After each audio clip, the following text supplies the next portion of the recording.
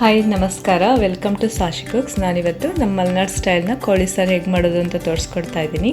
ಅದು ತುಂಬ ಟೇಸ್ಟ್ ಆಗಿರುತ್ತೆ, ನೀವು ಕೂಡ ಮಾಡಿ ನೋಡಿ. ಇದಕ್ಕೆ ನಾನು 3/4 ಕಪ್ಪು ಹಸಿ ತೆಂಗಿನಕಾಯಿ ತೊಗೊಂಡಿದ್ದೀನಿ. ಹಾಗೆ 2 ಪಲಾವ್ ಎಲೆ, ನೀವು 1 ಪಲಾವ್ ಎಲೆ ತೊಗೊಂಡು ಸಾಕು, ಫ್ಲೇವರ್ ಚೆನ್ನಾಗಿರುತ್ತೆ. ಹಾಗೆ 5-6 ಚಕ್ಕೆ, ಹಾಗೆ 12 ಲವಂಗ, 1 ಟೀ ಸ್ಪೂನ್ ಕಾಳುಮೆಣಸು, 4 ಏಲಕ್ಕಿ ತೊಗೊಂಡಿದ್ದೀನಿ. ಇಲ್ಲಿ 1 ಟೊಮೆಟೊ, 2 ಈರುಳ್ಳಿ, 1 ಹಿಡಿಯಷ್ಟು ಕೊತ್ತಂಬರಿ ಸೊಪ್ಪು, ಹಾಗೆ ಫ್ಲೇವರ್ಗೆ ಪುದೀನ ತೊಗೊಂಡಿದ್ದೀನಿ ಸ್ವಲ್ಪ, ಹಾಗೆ 1 ಹಿಡಿಯಷ್ಟು ಬೆಳ್ಳುಳ್ಳಿ, ಅರ್ಧ ಹಿಡಿಯಷ್ಟು ಶುಂಠಿ ತೊಗೊಂಡಿದ್ದೀನಿ. ಹಾಗಂದರೆ ಬೆಳ್ಳುಳ್ಳಿಯ ಅರ್ಧ ಶುಂಠಿ ತೊಗೊಳ್ಳಿ.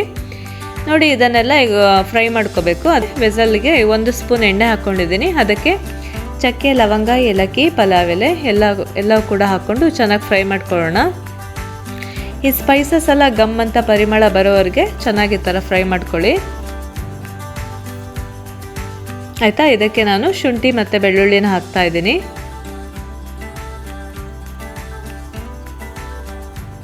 ಅದಕ್ಕೆ 2 ಈರುಳ್ಳಿ ಕೂಡ ಹಾಕ್ತಾ ಇದ್ದೀನಿ. ಈಗ ಇದಕ್ಕೇ ಕೊತ್ತಂಬರಿ ಸೊಪ್ಪು ಹಾಗೆ ಪುದೀನ ಕೂಡ ಹಾಕ್ತಾ ಇದ್ದೀನಿ. ಚೆನ್ನಾಗಿ ಫ್ರೈ ಮಾಡ್ಕೊಳ್ಳಿ ಎಣ್ಣೆಯಲ್ಲಿ.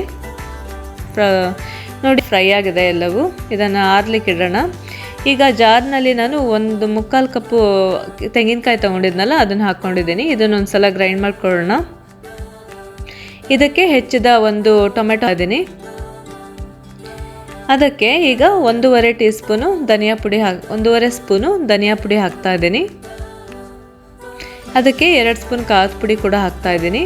ನೋಡಿ, 1 ಸ್ಪೂನ್ ಉಪ್ಪನ್ನು ಹಾಕ್ಕೊಂಡಿದ್ದೀನಿ. ಇದಕ್ಕೆ ಸ್ವಲ್ಪ ನೀರು ಹಾಕ್ಕೊಂಡು ಈಗ ಚೆನ್ನಾಗಿ ಸ್ಮೂತಾಗಿ ಪೇಸ್ಟ್ ಮಾಡ್ಕೊಳ್ಳೋಣ. ನೋಡಿ, ಗ್ರೈಂಡ್ ಆಗಿದೆ. ಈಗ ಇದನ್ನು ಒಂದು ಬೌಲ್ನಲ್ಲಿ ಎತ್ತಿಟ್ಕೊಂಡಿದ್ದೀನಿ. ಅದೇ ಸೇಮ್ ಜಾರಿಗೆ ನಾವೀಗ ಹುರಿದಿಟ್ಕೊಂಡಿದ್ವಲ್ಲ ಶುಂಠಿ, ಬೆಳ್ಳುಳ್ಳಿ, ಚಕ್ಕೆ, ಲವಂಗ, ಈರುಳ್ಳಿ ಎಲ್ಲ, ಅದು ಕೂಡ ಹಾಕ್ತಾ ಇದ್ದೀನಿ.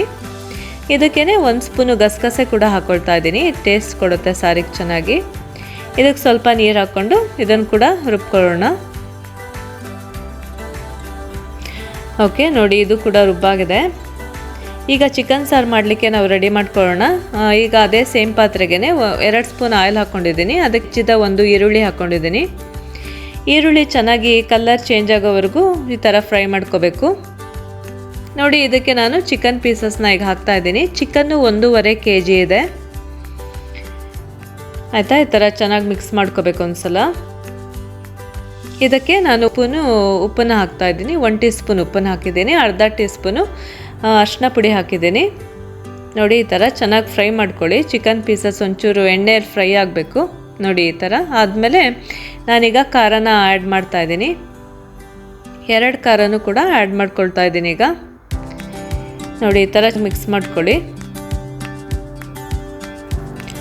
ಈಗ ನೀವು ಚಿಕನ್ ಸಾರು ಎಷ್ಟು ಗಟ್ಟಿ ಬೇಕು, ತೆಳ್ಳ ಬೇಕು ಎಲ್ಲ ನೋಡಿಕೊಂಡು ಸರಿ ಮಾಡ್ಕೋಬೋದು. ನೋಡಿ, ನಾನು ಇಷ್ಟು ತಿಕ್ಕಾಗಿ ಮಾಡ್ಕೊಂಡಿದ್ದೀನಿ.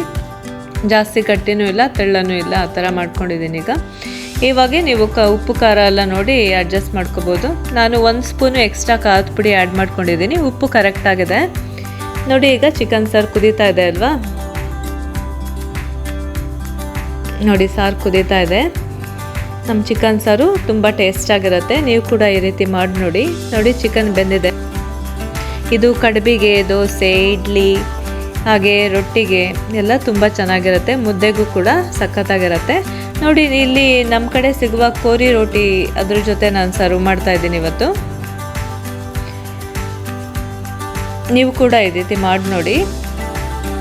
ಓಕೆ, ನಾನು ಬ್ರೆಡ್ ಕೂಡ ಇಟ್ಕೊಂಡಿದ್ದೀನಿ. ಬ್ರೆಡ್ಡನ್ನು ಕೂಡ ನೀವು ಟೇಸ್ಟ್ ಮಾಡಿ ನೋಡಿ ಒಂದ್ಸಲ. ಚಿಕನ್ ಸಾರು ಜೊತೆ ತುಂಬ ಚೆನ್ನಾಗಿರುತ್ತೆ. Okay, thanks for watching.